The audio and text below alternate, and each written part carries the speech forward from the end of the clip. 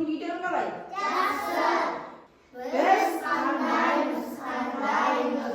Шұғыланы таңдаймыз. Күннеге күндейміз. Жабырқауды білмейміз. Дос болайық бәріміз. Жарасықты сәніміз. Қайырлы күн достарым, қайырлы күн ұстазым. Тамаша, өте керемет. Ендеше балалар, дәл осы көңіл-күйімізді, көтеріңкі көңіл-күйіміз тұрған кезде біз топқа бөлініп алайық. Мен сіздерге қан талапай ойынын өткізген сол кезде сендер қанды талап аласыңдар. Екі түрлі астық бар. Түсінікті ма? Сосын екі топқа бөлінеміз. Таласуға болмай. Қолымызға түсейік. Әне, жетеді бәрі.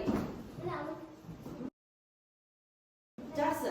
Ендеше сары асықты алған балалар сары шар бар. Тақтаға отырасыңдар. Топқа көк асықты алған балалар көк шар бар. Топқа отырасыңдар.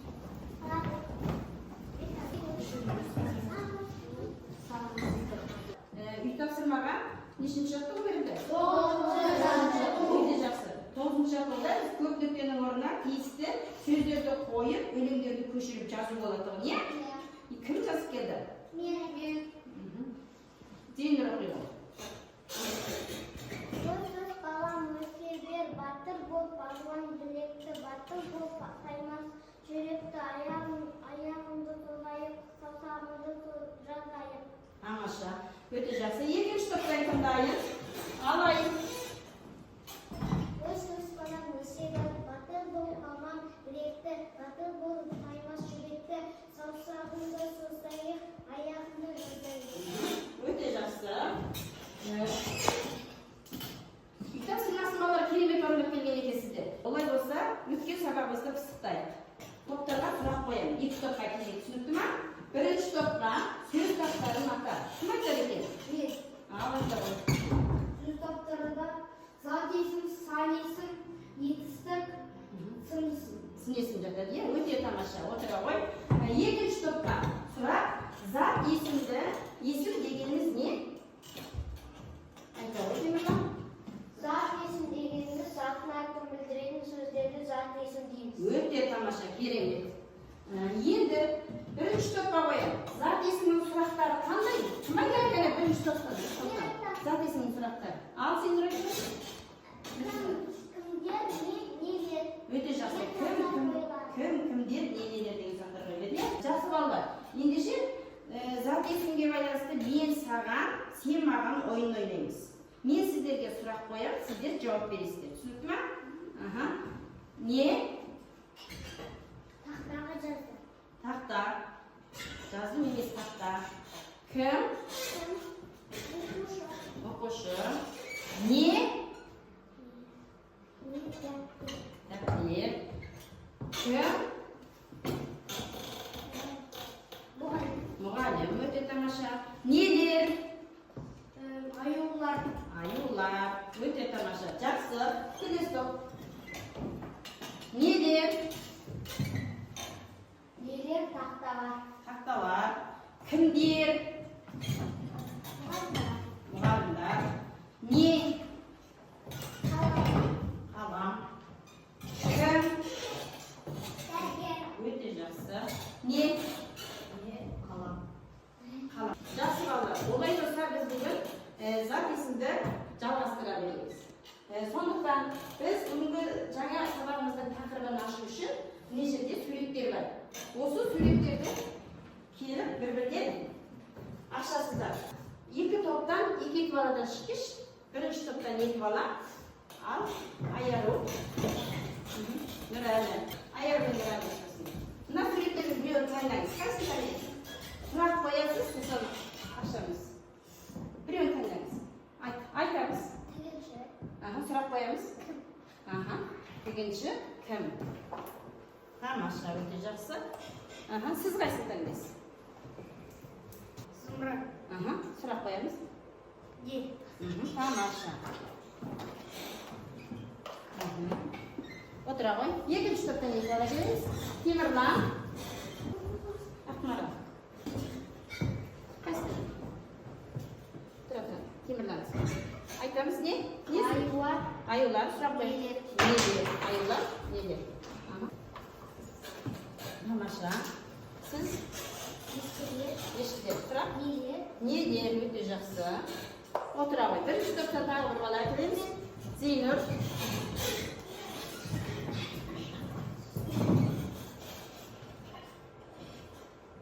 Kim? Kim? Satoshi. O'ta yaxshi. Nursilagin.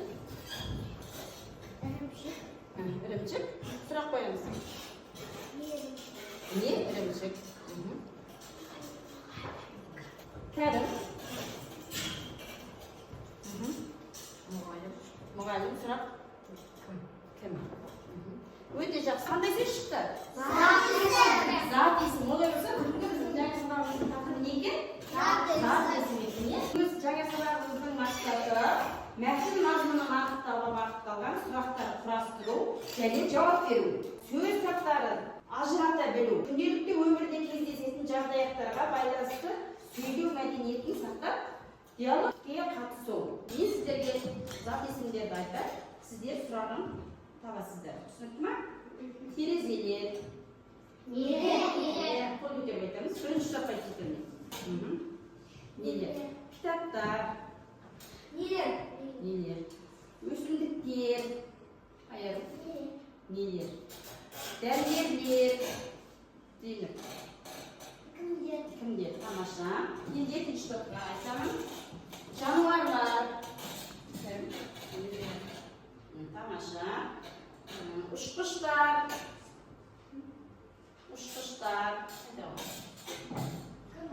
Өте жақсы. Тамаша. Алма. Не. Гүл. Не. Оюлар. Тамаша. Өте жақсы балалар. Олай болса, шындай адамға қатысты сөздерге қандай сұрақ қойылады екен? Нелер деген. Жан-жануарларға, заттарға нелерге де сұрақ қойылады екен. Осыны есімізге сақтап аламыз. 10-шы жаттығуды дәптерімізге орындайтын боламыз. Түсінікті ме? Орындамас бұрын өлеңді оқимыз. Бірінші топтан екі бала. Зейнұр, Нұрәлі. Оқимыз бірінші сөздер. Өлеңді оқимыз. Сосын кейін қарамен жазылған сөздерге сұрақ қоямыз. Шопа торын қорғайды, күн торын қорғайды, шопа торын қорғайды. Өте жақсы, тамаша. Екінші топтан екі бала шығамыз. Екінші жері қорғайды, кім жері қорғайды, екінші жері қорғайды. Тамаша. Айым бар. Батыр елін қорғайды, кім елін қорғайды, батыр елін қорғайды. Өте жақсы, тамаша. Өлеңді түсініп оқып, қарамен жазылған сөздерге сұрақ қойдыңыздар, иә? Мен сіздерге қазір бір жол беремін, асықтар беремін. Өзі өлеңді дәптерімізге жазамыз, екі топта бір бала тақтаға жазамыз. Келе ғой дейміз. Сіздерден бір бала, алдыгеде дәптертеріңізге жазып береміз. Біріншісін жаз. Шағалар көңіл қорғайды дейді.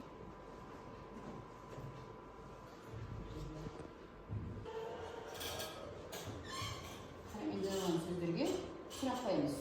Шопан. Шопан кім?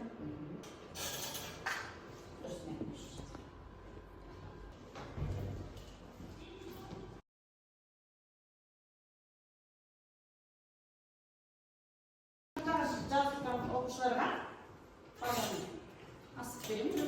Кімеді? Зейнұр. Жақсы, тамаша. Енді барлығымызды бойымызды жазып, сергіп алайық.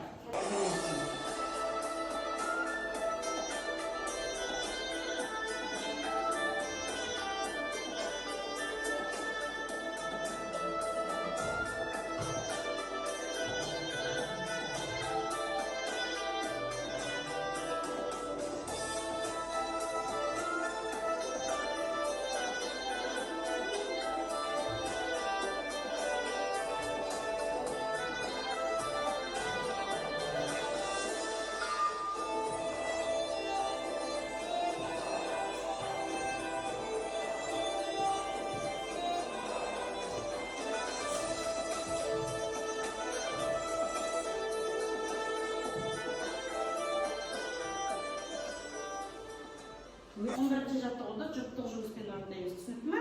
Жұптық жұмыс дегеніміз екі бала бірге орындайсыздар ма білесіздер? Екеуіңіз бірге орындайсыздар. Бұл жерде сөздерді сұрақтарға кім, не, кімдер, неге сұрақтарына сөздерді жазасыздар. Түсінікті ме? Жоқ, қаламен жазасыз, қаламен. Кім сұрағына жауап береді, екеуіңіз бірге.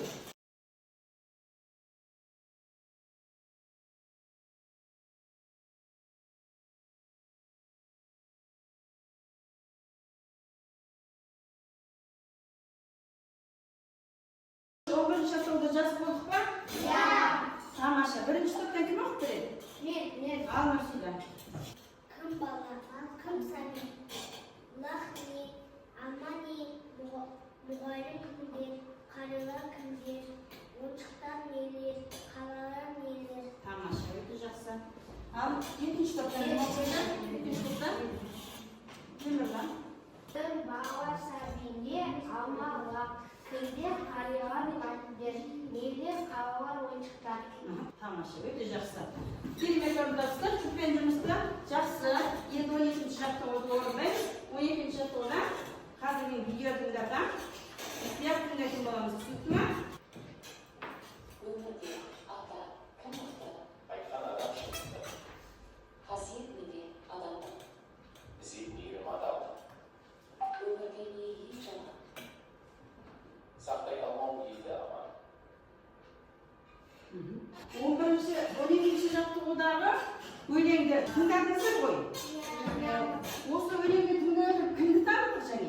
Ыбырай Алтынсарин. Тамаша, Ыбырай Алтынсаринді таныдық. Ыбырай Алтынсарин алғаш әліппені жазған ағартушы адам, өте жақсы, керемет. Енді кітаптарымызға қарайық.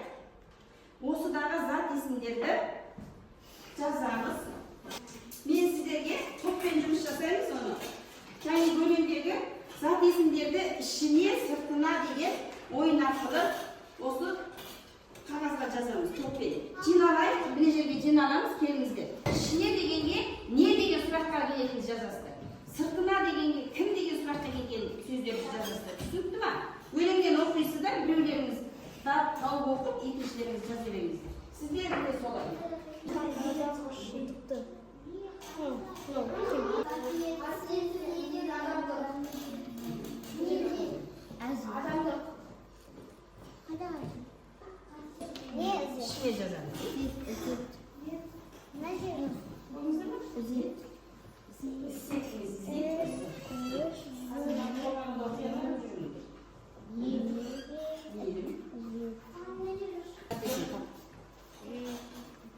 Tamam.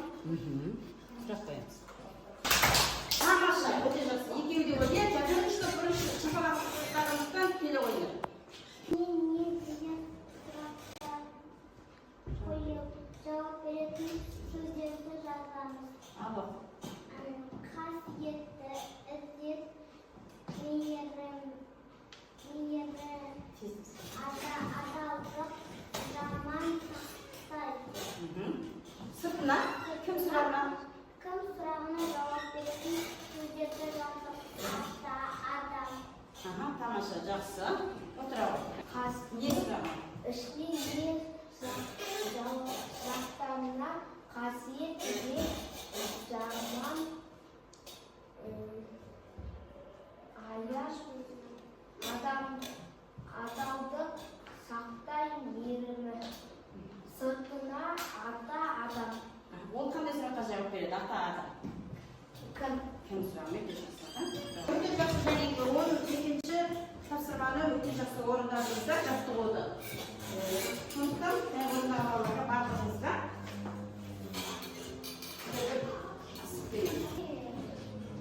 топпен. Қазір біз сабағымызды қорытындылаймыз. Сабағымызды қорытындылау үшін я жоқ ойын ойнаймыз. Келіңіздер. Алмасын несінде, я ма жоқ па? Жақсы. Я. Тамаша, отыра береміз.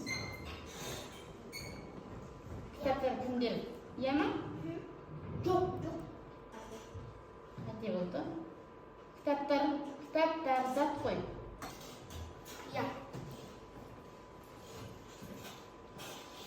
Ya.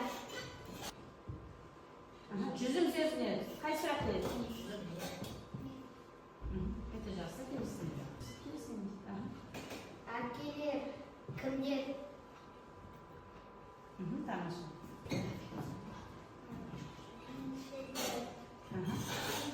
Tamam aşağı. Kitap.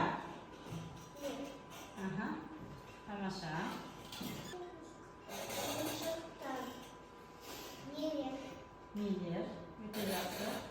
Niye? Niye? Afrika çalgan oyununa katışkan ballardan sizlerge mağalalarınızı berip taslayın. Bärlikleriniz çalışırsanız bugünkü tamamınızı bağlamak için sizlerin allarınızda mınday gözleriniz bağlağı kararı var.